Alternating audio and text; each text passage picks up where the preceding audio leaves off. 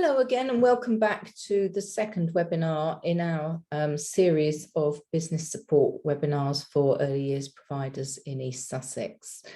My name is Jacqui Burke and my business Flourishing People specialises in providing business and management training for the early years and childcare sector, and I'm also the author of Building Your Early Years Business. And very much the processes that I'm going to be talking about today are reflected in my book. So on today's webinar, we're going to be focused very much on the financial planning aspect of managing your early years setting. This should form obviously a part of your business planning. We spoke about business planning within the first webinar. And is an absolutely crucial element of the work that you do as a leadership team, as a management team, as a committee, in ensuring that your setting is operating sustainably.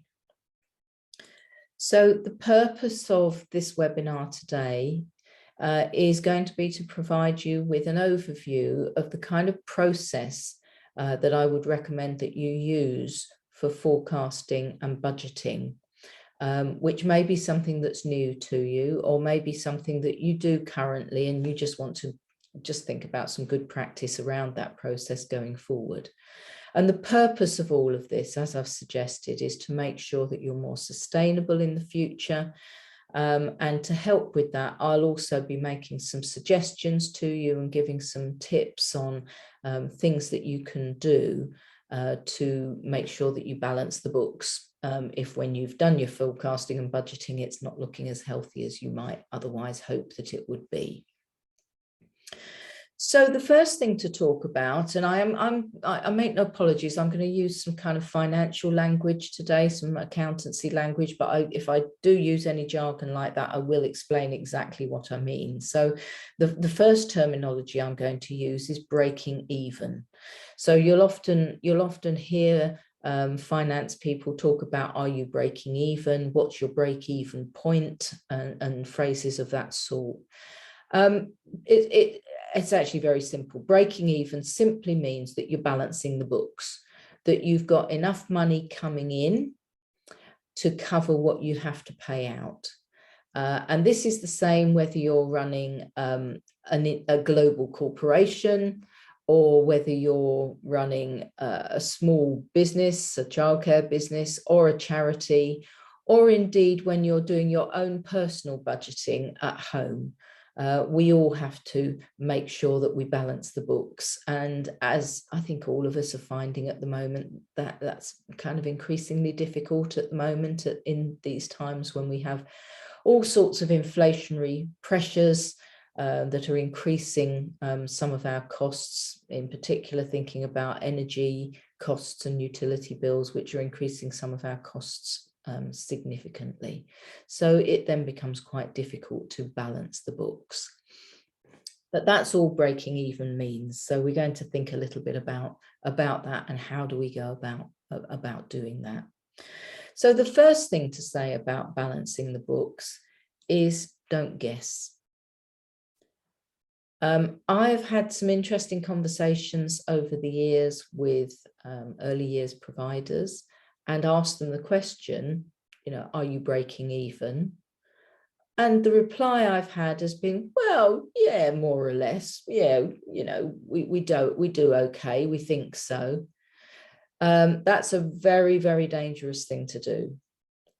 As you get, again, from your personal circumstances, just kind of guessing and hoping you're not spending too much on stuff just really doesn't work. You need to be a little more thorough than that. And as I've said here on my slide, there really is no substitute to doing the maths. So we're going to talk a little bit about maths today, and certainly the work that you do following on from today's webinar will involve you doing the maths. So you will need to get your calculator out, and you will need to be tackling the numeracy side of your business. Now, I am the first person to acknowledge that that's not everybody's strengths. It's not certainly not one of my natural strengths, but it is absolutely crucial that if you're running a small business, you get your head around it. And that may mean for you undertaking some additional training in things like how to use Excel and use spreadsheets. It may mean something more basic than that in terms of getting yourself some tuition around your maths capability, if that's not a particular strength of yours, or even acknowledging that you are not the person who's best placed to do this kind of work for your particular setting, and identifying somebody perhaps on your committee or elsewhere within the business that can support you with this element of the work. Not all of us are good at everything, and that's okay, but we do have to tackle it. That's not an excuse for simply guessing and not doing it. So just going back to this whole idea of balancing the books, what does this actually mean in practice? Well, you can see from the diagram there are two sides to my set of scales there. And we need to look at each of those sides. So I'm going to start off by talking a bit about focusing on the money you've got coming in. And then when we've done that, we will focus a bit more time on looking at the money that you have to pay out in order to operate your early years business. So the first step then is really in detail, really forensically understanding your income and knowing exactly where your money is coming from. Now, for some businesses, that's very straightforward. You know, they charge an amount of money for a product, and customers come along and they pay for a product, and that's it. But for an early years business, it's a little bit more complex than that because of the funding regime that we operate within. So in an early years business, it's really important that you understand how much of your income is coming from your various sources.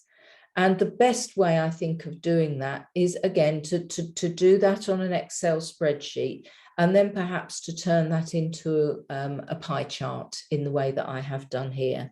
So you'll see on my little pie chart that for this particular setting, most of their income, the highest proportion, 58% of their income, is coming from their funded 15 hours funded 3 and 4 year olds. They've got 23%, so almost a quarter of their income, coming from parents that are taking the additional hours on top of the 15 hours and building that up to 30 hours. They've got a little bit of funded twos, and they've got a very small amount of fee paying income coming in on top of that. So they've really broken it down, and they can see exactly where their money is coming from. And by doing that, that helps you then to make some really good decisions about whether that needs to change. So for this particular setting, we might be having the conversation to say, okay, well, do they need to encourage more parents to take up 30 hours? Do they need to be looking at expanding their 2-year-old provision? Do they need to be looking at attracting more parents who are likely to be paying fees for additional hours? So once you've got that really detailed breakdown, then it helps you to make those really good decisions about where you need to focus attention for the future. So in order to get to that, you need to be able to list out in detail how many children fall into each of those categories, and how many of the hours over the course of a year, how many hours fall into each of those categories, so that you know in detail where that money comes from over the course of the year. I suggest doing it over a year because that may change depending on the time of the year. As we know, early years provision and running an early years business, there is some seasonality, there are some peaks and troughs in terms of our income. Most providers find that they often have fewer children taking fewer hours at the very start of the autumn term, and are absolutely jam-packed full as they approach the summer holidays. So that's a kind of a natural cycle that we tend to see. So it's kind of evening it out over the year gives you a much more accurate picture rather than just looking at 1 month in particular. So look at that in terms of the fees you've got coming in over a year. Look at it in terms of the hours that are taken in each of those categories over the course of the year. It's really important, although this will be your main source of income, it's really important to think about other sources of income as well. So you may be a setting that is able to generate income through other means. Maybe you have the opportunity to rent out part of your premises at times when you're not using it, or something of that nature, or you also run a training school for early years providers or something. You know, people do all sorts of creative things. But the main other source of income that we probably need to just think about is charging for extras. And just as a reminder, I'm sure you all know this guidance inside out and back to front, but just as a reminder around the issue of charging for extras when a 30 hours place is taken. And I'm going to make no apologies, I'm going to read this through as a reminder. Government funding is intended to deliver 30 hours a week of free, high quality, flexible childcare. It is not intended to cover the costs of meals, other consumables, additional hours, or additional activities. Parents can therefore expect to pay for any meals offered by the provider alongside their free entitlement and other consumables or additional activities offered by the provider, such as nappies or trips. So I would always say to providers, if you are not charging for all of the extras that you are entitled to charge for, and I do appreciate that there are issues there in terms of parents being able to take 100% funded place and choose not to take any extras and pay for any extras. So we all know what the rules are around that. But if you're not charging for any extras that you're providing, then the chances are you will not break even, you will not balance the books and cover your costs, because actually the government funding isn't designed to do that. The government funding is purely designed to cover the cost of your core childcare provision. So it's really, really important that you look at the service that you're providing to your parents and you really ask yourself the question, what is it I'm providing that's actually my core childcare service that I expect to be covered by the government funding? And what am I actually providing that's outside the scope of that, that's on top of that, because it's something that I choose to do because it's a good thing to do for the children. And we all do that in business. We all put little added extras into our service because it enhances what we're offering to our customers and does the right thing for those customers. But the important thing is that we remember that if we're providing additional bits and pieces and they cost us money to provide, we need to cover the cost of that in some way. So that's really important thinking for you to do. So that's the income side of things. That's kind of relatively straightforward, I guess, for most people to do. On the other side of things, it's the costs. So the next thing to think about is understanding where you are now in terms of your costs. And again, I'm going to use some finance terminology here because it's just helpful to think about costs in your business in slightly different ways. So every business will have what an accountant would call fixed costs.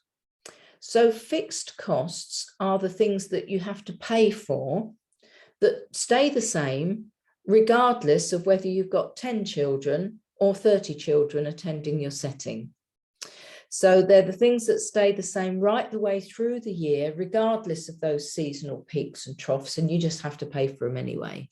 So these would typically be things like your rent and rates and your utility bills and things of that sort. When I ask people what else goes into fixed costs, they often say to me, what about staff salaries? And my answer to that is always, it depends.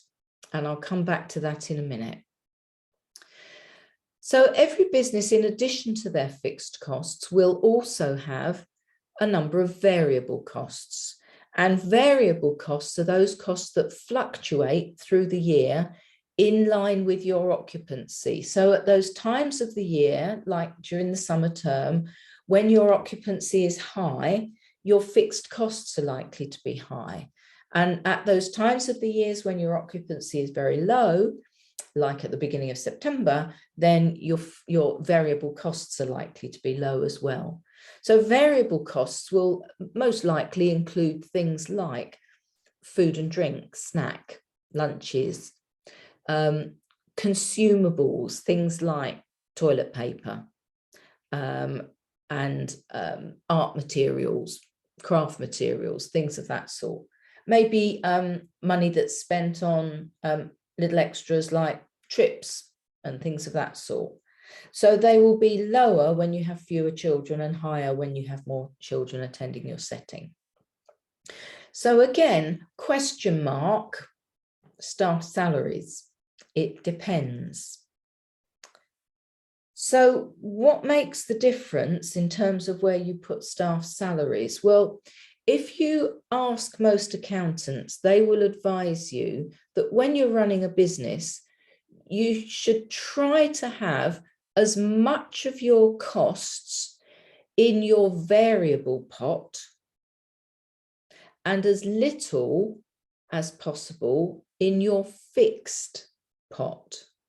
So the reason for that is, if all your costs are in your fixed costs pot, that means that you're going to have to pay out for those things regardless of whether you actually need them to provide your service.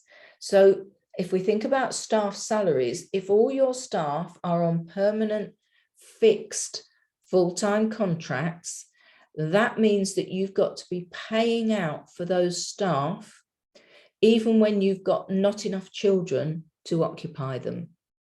And I've certainly come across settings that I've visited that have been struggling financially and been exactly in that position.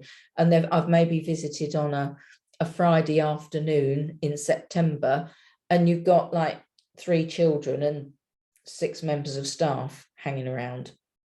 So there really isn't the work for them. So it's a really good idea to think about making use of flexible contracts of one sort or another to enable you to put certainly some of your staff costs into your variable pot. And that enables you, if you've got staff that are on part-time or compressed hours or term time only, or a variety of other, other 0 hours, all those kind of things, then you're in a position where you can flex when staff are working with you, depending on when you need them. So more hours when you're very busy, fewer hours when you don't need them. Now, that's not going to work for every position and for every member of staff, but if you can put some into your variable pot, that's really helpful, because obviously in an early years setting, our staff costs are by far the largest proportion of our costs, usually 70 to 80% of our costs. So the other couple of headings that I've got here that I'll mention, contingency. So this is about putting some money to one side to cover those one-off costs, those things that just come up once a year, like your insurance premium, for example, or your registration fee, or various subscriptions of one sort or another, and those unexpected costs. Now, every business has unexpected costs, you can guarantee that. It's just that we don't know what they're going to be and when they're going to happen. And it can be disastrous if something awful happens and you haven't got the money in the bank to actually pay to cover those things. So it's really good business practice to build into your budgeting, putting a little bit of money aside every week, every month, so that you're building up a little bit of a contingency, a little bit of a cushion, so that if something comes up on a one-off basis or unexpectedly, you've got the money there to pay for it. Just the same as in your own household, you know, trying to put a little bit of money to one side so that you've got money there for the summer holiday or for anything awful happening, like you know, having to replace your freezer or something. Okay. And then the final one is what we call your statutory reserves. Statutory reserves are the money that you set aside every week, every month through the year to cover your legal obligations in respect of tax, PAYE and national insurance, for example, and in respect of your things like statutory redundancy pay. We know from research that many early years businesses, particularly those that are committee run and are working on a charitable basis, have failed to build up any reserves to cover their statutory obligations. But it's really important that you do so, because not to pay your statutory obligations, your legal obligations, carries serious penalties for those that are responsible for the setting, which can include committee members, incidentally. So the one in particular that I find a lot of settings haven't thought about is statutory redundancy pay. And I would really recommend that you go through the steps I'm just going to talk to you about now, and that if you don't have enough money in your reserves, sort of in your savings pot, if you like, to cover the eventuality of the setting closing and having to make every staff member redundant, you really should look at starting to make provision for that, even if you have to fundraise to do it. And the Charities Commission states specifically that it may be acceptable for charitable run settings to fundraise in order to build your statutory reserves, so long as if you're fundraising, you let people that are making donations know that that's what you're fundraising for. So let's talk a little bit about how you calculate what your statutory redundancy pay is. It's actually a lot simpler than it sounds. You don't even have to do the maths. So that's a relief. You go to this website, okay? And on this website, this is the government's statutory redundancy pay tool. And the information that you will need in order to use this website is you need a list of every member of your team. You need to know their weekly pay. So that might mean you dividing their salary into 52 weeks. You need to know their age, and you need to know how many years they've been employed by the setting. You put, for every member of staff, you put those 3 pieces of information into the redundancy calculator tool, and you make an assumption that they're going to be made redundant tomorrow. Okay, so that will give you an immediate figure. And the tool will then do all the maths for you. And at the end of that, come up with a number that says, if you made this person redundant tomorrow, this is the amount of money that you would be obliged legally to give them in terms of statutory redundancy pay. At this point, you probably need to go and lie down in a dark room for a little while, because it's often a much bigger number than people consider might be the case. And it's particularly the case for those settings that I talk to quite often, who very proudly tell me that they've got very long-standing staff that have been with them for donkey's years, and they really understand what they're doing, and you know, they're a little bit older than some settings employ, so they're very sensible, mature members of staff, all this kind of thing. And I go, okay, because the statutory redundancy pay that you have to pay somebody increases dependent on their wage and their age and the number of years that they've been in the job. So if you've got more mature staff that have been with you a long time and are on slightly higher salaries, then it's a very big number. So really, a matter of urgency. If you haven't done so, do this calculation. You should do it every year, because obviously they're going to be a year older, they've been with you a year longer, and you maybe have given them a pay rise. So the number will change every year, notwithstanding you may have gained or lost some staff in that period of time. Okay, and then think about, if you haven't got that money in your reserves, how you're going to build that up so that you don't end up with a personal liability to pay it. Okay, so that's a little bit of homework for you. So that's talking a little bit about where you are now in terms of your costs. What we're going to go on to look at now is looking forward, and this is about what we call forecasting. So forecasting simply means we're making a prediction, and it's an informed prediction. It's not a guess. It's an informed prediction based on everything we know about the business that we've already looked at, to work out whether we are likely to end up making a profit or a loss.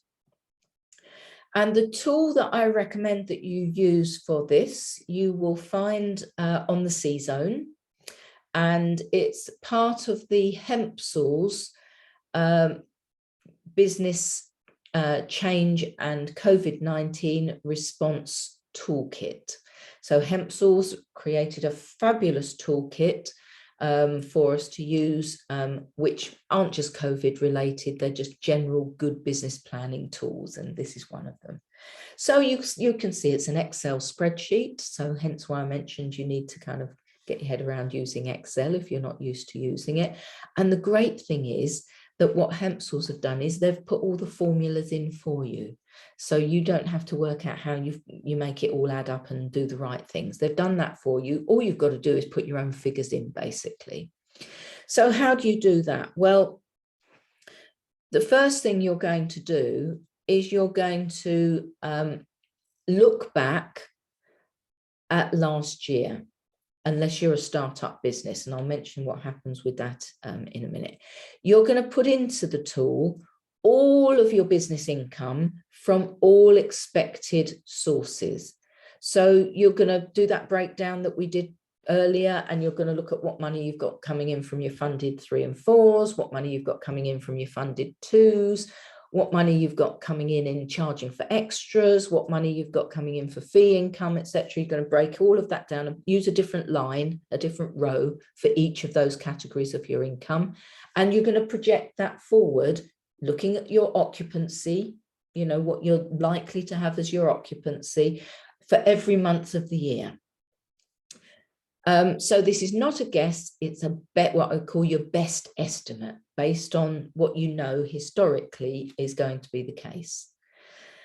And you're going to do the same for your expenditure. So you're going to go through all your categories of expenditure and break it down exactly what you spend on everything through the course of the year. If you've got things that only happen once in the year, don't average it out over the course of the year. Show it in the month where it actually gets paid.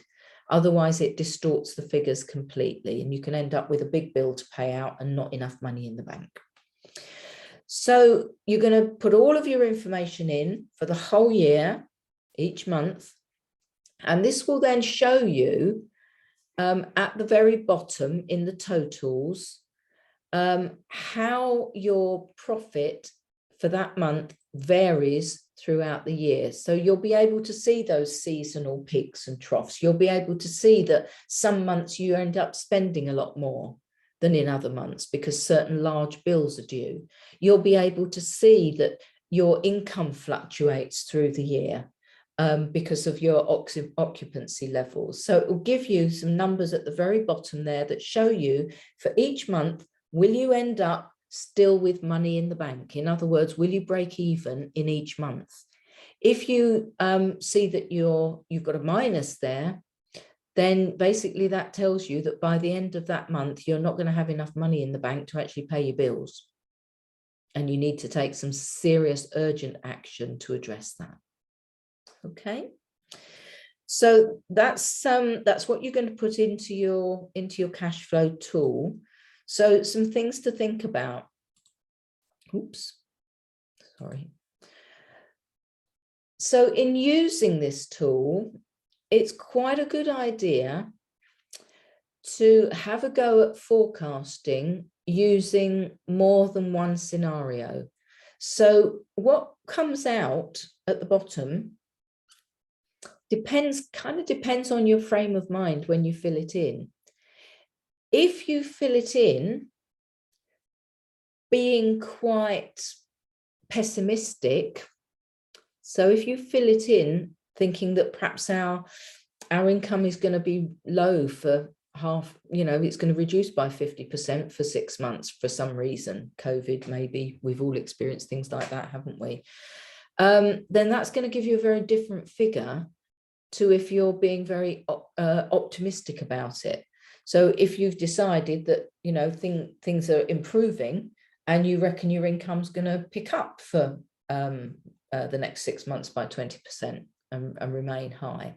So I would recommend that at the very least, probably do this 3 times. So do it once, save it, copy it, and then change the figures depending on whether it's an optimistic or a pessimistic one, and do that 3 times. So save your original one, which is your kind of middle of the road, save it twice, label one optimistic and label the other one pessimistic, and see what that looks like.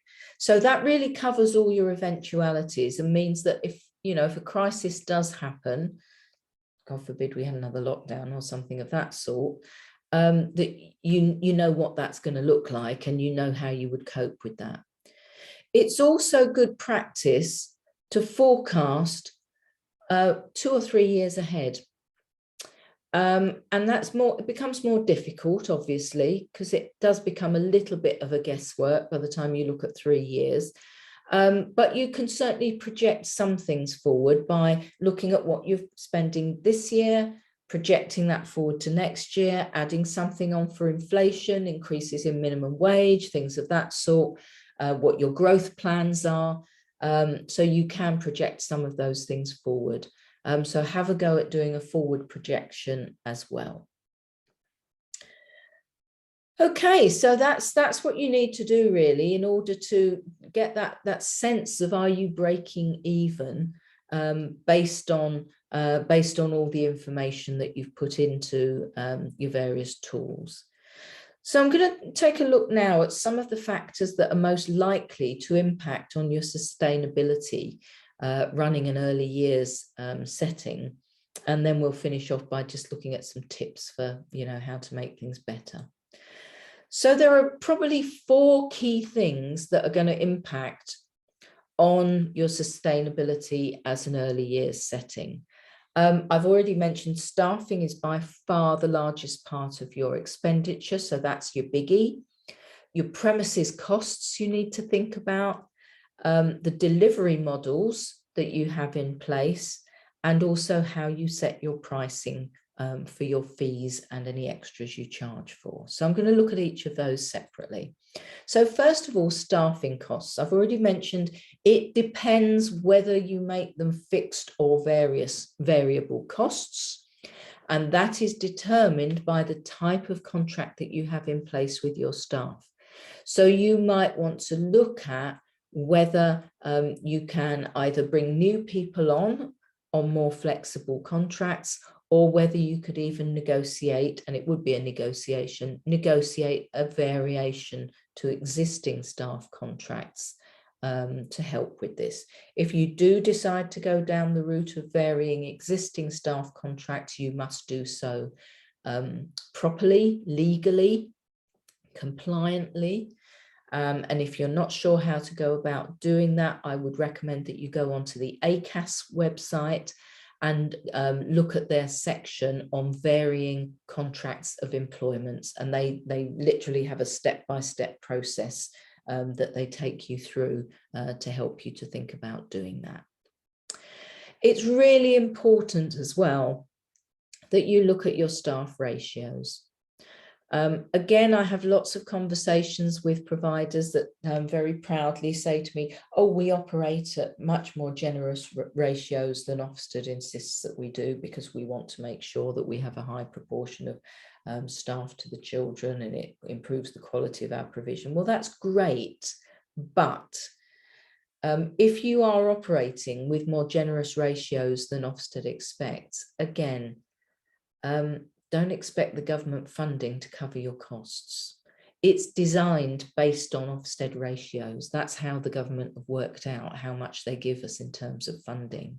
So if you want to operate with more generous ratios, then you need to think about other ways of covering your costs rather than just depending on your funded provision. Because if you do that, you simply won't cover your costs. Okay. So the next thing to think about is premises. So here again, flexibility is key. So think about how you can use your space flexibly.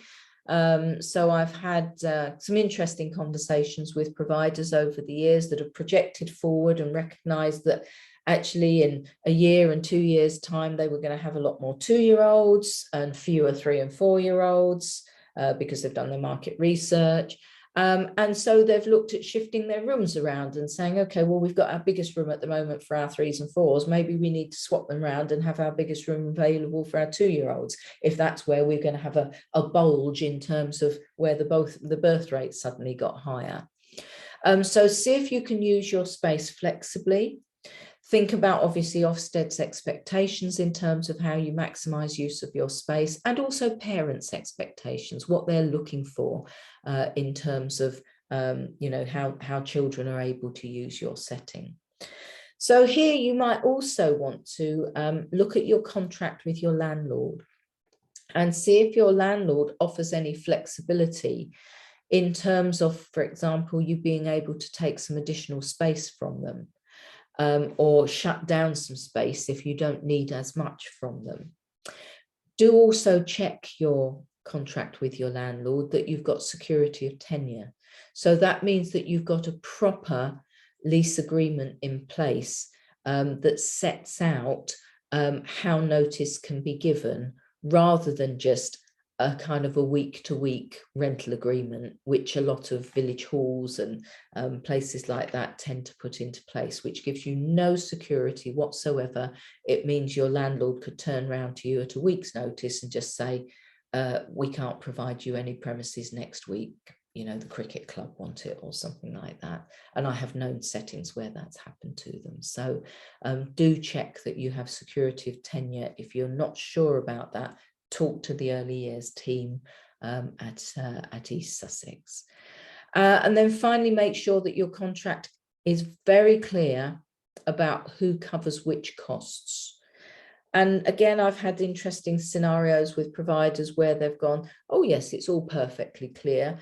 We cover anything that's to do with the inside, and the landlord covers anything that's to do with the outside. That's all very good until a problem came up with the windows. And then there was an argument, are windows external or internal? So that turned into a bit of a debate.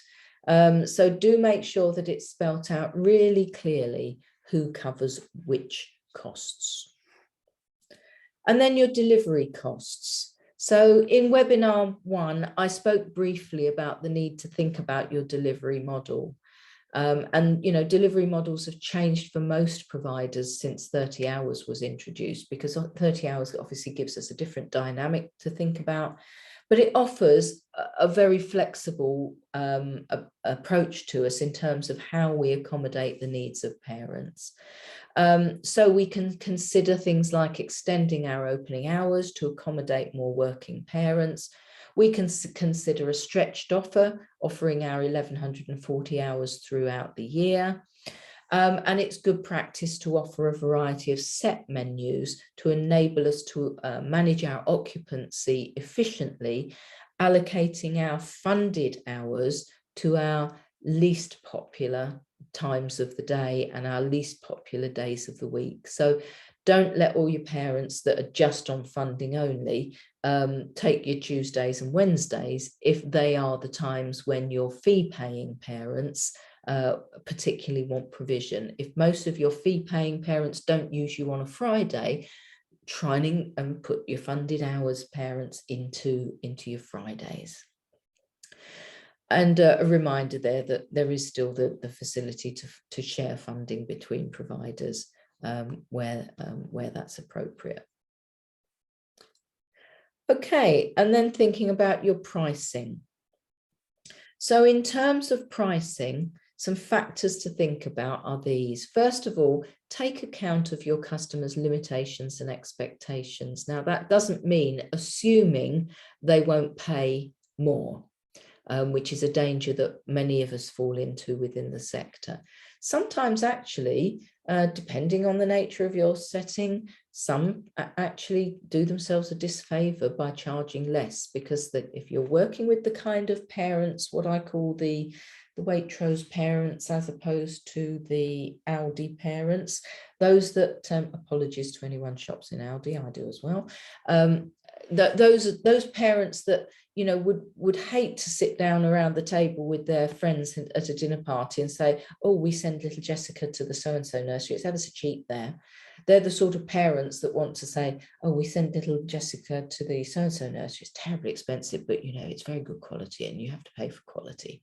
So understand your customers, understand their limitations, particularly if they are customers who are in a more deprived area, but also don't put limitations on the expectations that customers may have. Some may expect and wish to pay a bit more. Think about the going rate in your area. So do your market research and make sure you understand what other settings are charging. And then you can decide where you want to position yourself in the market. So you might decide that you want to be kind of average in the middle, but equally there's nothing wrong with deciding that you're going to be what I would call a premium price provider. So we're back to our Waitrose again. The challenge is if you decide that you're going to charge a bit more than everybody else, that creates an expectation. And you've got to be absolutely certain that you can consistently deliver on that expectation, because I guarantee you, the parents that are using that kind of setting and have that kind of expectation will be the first to complain and will be the first to talk about you and the fact that you haven't done what you promised to do to all of their friends and contacts. So it can be very damaging to a reputation if you offer to, you know, provide that top-notch premium service and then fail to do so. Be careful about deciding that you're going to pitch yourself as a budget provider. Yes, we know that parents, certainly some parents have need of that, but the dangers of that are, first of all, that there's always somebody else that will come along and undercut you because they can. Maybe they've got a discount on their rent, or maybe they've got, you know, other reasons why they're able to charge a lower price than you. And what you don't want to do is get into a pricing war where you've decided to be the lowest price provider in the area. Somebody comes along and undercuts you, and you then have to undercut them, and so it goes down. That really is a race to the bottom. And I've known one setting that put themselves out of business by doing that. And the other issue in terms of being a budget provider is you may not have the money coming in to break even. You may not have the money coming in to allow you to build up your reserves. You may not have the money coming in to allow you to invest properly in your provision, to invest in employing really good staff and paying to upskill them and things of that sort.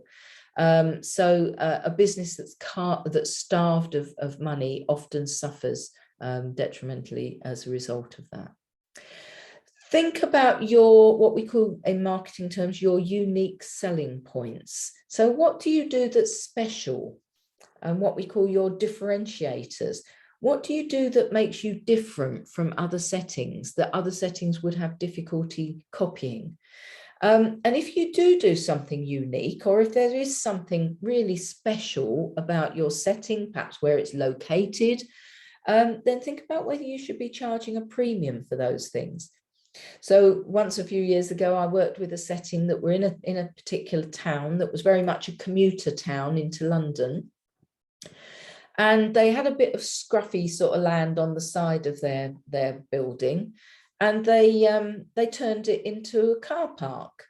And I thought, well, why didn't you just expand your outdoor area for the children or something? But there was method in their madness, because what they were able to do is say to parents who were commuting parents, a lot of them, rather than have to drop your child off and then take your car to the station and then try and find a parking space in the station car park and pay the exorbitant fees for parking your car in the station car park, you can just bring your child to the setting here, park your car here, pay us a much lower fee, money in the bank for the provider, and then just walk to the station. Isn't that easier?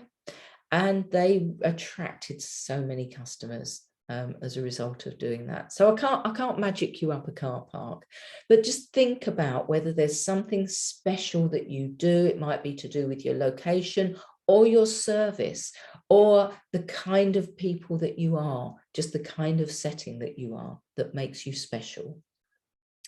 And then finally, think about your break-even hourly rate. So you do need to do the sums and make sure that the price you are charging in fees is actually covering your costs. Otherwise, you will go out of business.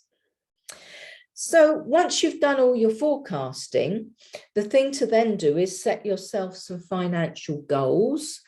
As I mentioned in webinar 1, it's important to make sure that those financial goals are SMART. So they need not to be wishy-washy. They need to be very specific and actual amounts of money. So measurable in terms of the amounts of money, and give yourself a time scale when you expect to have achieved those results. So it could be the end of the financial year, or it could be on a term-by-term basis. Okay, so a few thoughts about once you've done all of this other work, if it still doesn't look quite as healthy as you would hope it would be, a few thoughts about things that you might be able to focus on in order to help you to balance the books. There's an old saying in business that when times are hard, cash is king. And that's what I'm going to look at here, is things that you can do to increase the cash that's coming into your business. So we're going to look at 4 areas. We're going to look at the potential to reduce your outgoings, to increase your income, to control your finances really tightly, and potentially to think the unthinkable. So here we go. So first of all, if you're not balancing the books, make sure you review your outgoings regularly, literally on a month-by-month or even on a week-by-week basis if things are very, very tight. And make sure you compare what you forecast as your costs each month with what your costs have actually been. So if you see what accountants call a variance, if you suddenly see a difference, oh my goodness, we're spending a lot more on electric than we had forecast, then you know you need to go back to the drawing board and reforecast the whole thing over again, showing the new fee for what you're paying for your electric through to the rest of the year, and see how it impacts on the rest of the year. So I've had to do this for my own little business, and my business is based at home, because I know I'm paying out a lot more now for my electric than I was a year ago. You may want to negotiate terms with your suppliers. So that may be more favourable prices from them, or it may be more favourable terms in terms of when they expect you to pay them. And if they won't budge, then maybe look for another supplier, go elsewhere. You may need to talk to your staff about working flexibly. We've mentioned that already, and look carefully at your ratios, as we've said. So that's reducing your outgoings. The next thing to think about is increasing your income. So the first thing to do in increasing your income is make sure that you are full. Make sure you maximize your occupancy. So if you are currently not full, then your action has got to be to do some marketing in order to attract further customers to your setting. And that's essential and obviously goes without saying.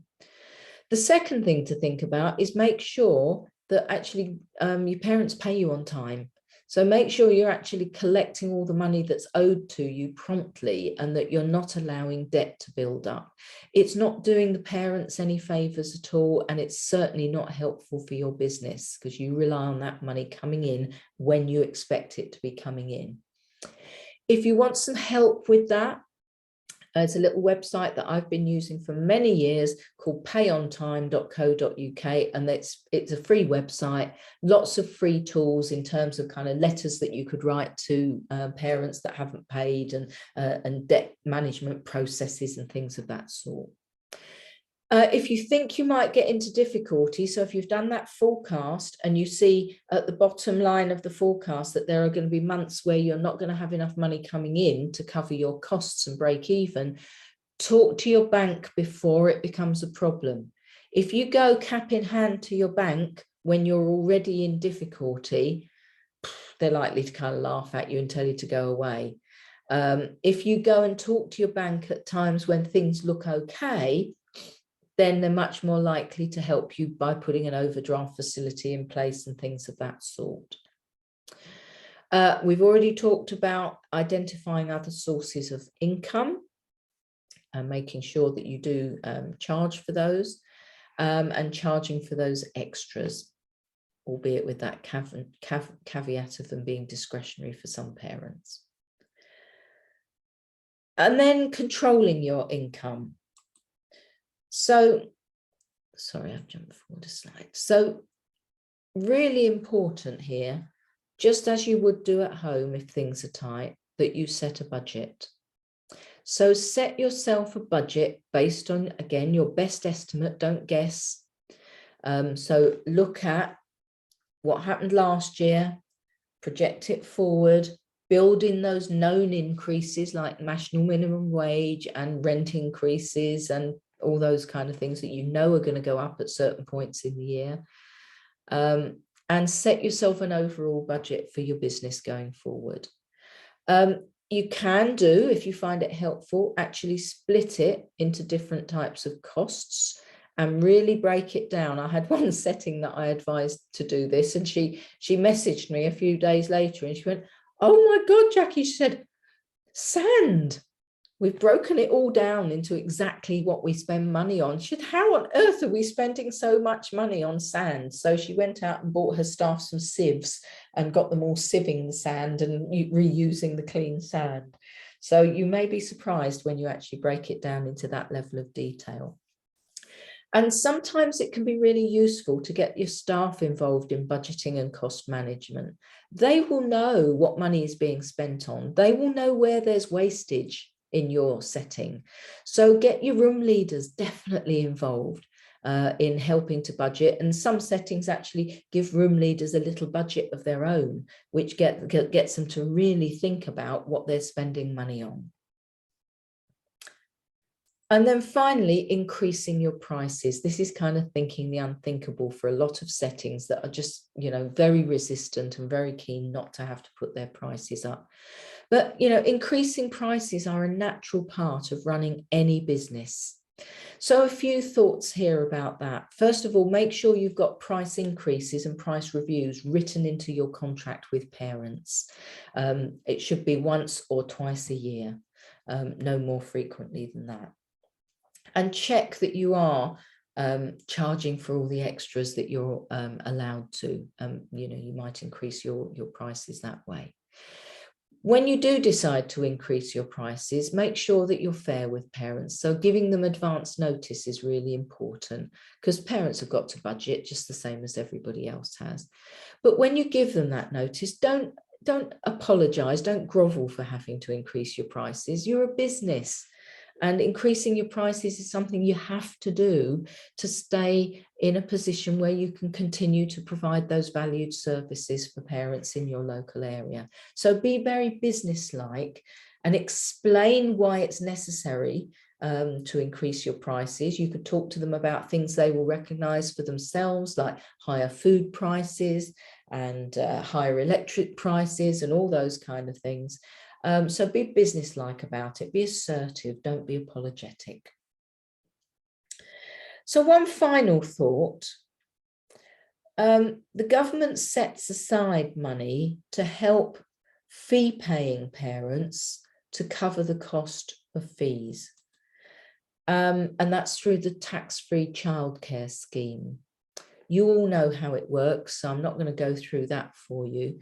But basically, this is earmarked funding that the government has put into a kind of a pot and is only to be used for the provision of tax-free childcare, only to be used to support parents that are paying fees to pay those fees to you. So effectively, this is your money. Yes, it's the parents that claim it, but it's your money because it goes to pay your fees into your business. We know from government statistics that tragically, a huge number, a colossal number of parents don't claim what they are entitled to claim. So the figure I picked up was that in September 2020, the government confirmed that the Department for Education gave back to the Treasury £1.75 billion. I'm going to say that number again. Think about how many zeros this has on it. £1.75 billion of tax-free childcare money. And the reason for that is that money is in a pot labelled tax-free childcare and it can't be used for anything else. So the DfE can't use it to support settings and support parents in any other way. It has to be used for tax-free childcare. And if it's not, then it goes back to the Treasury and the government just spends it on whatever they want to spend it on. So please don't let this keep happening. Please help your parents to claim what they are entitled to. And in doing so, help yourself, because that will enable parents to pay for those additional hours of provision in your setting. So please make sure that that money gets used and that we stop giving it all back to them. Okay, that's my little rant over. All right, so that brings us to the end of today's webinar. So a few next steps: go on to the C-Zone, find the East Sussex Business Template. Within that, there is a section on financial forecasting and budgeting. Also download the Hempsall's cash flow tool and make a start. There's guidance notes for it as well. Make a start on producing that cash flow forecast for your setting. And with that cash flow forecast, you can then complete that section of your business plan. You can do these kind of things on your own, but it's probably easier and more productive to work with other stakeholders within your setting to do this. So that might be your committee, governors, managers, room leaders, etc. So do get some other people involved in completing that process. And then what's next? Well, once you've made a start on your cash flow forecast, you might want to come back and have a look at the third webinar in the series, which is on making use of all of that information once you've pulled it together. So this is on managing business and financial performance on a day-by-day basis. And incidentally, if you've missed it and you've just jumped into this webinar as your first one, do go back and have a look at the previous webinar as well on business planning, which looks at business planning more generally, not just the financial aspects. Okay, so I'll say goodbye for now. And I've been Jacqui Burke from Flourishing People, and I hope to see you again soon for our third webinar in the series. Bye for now.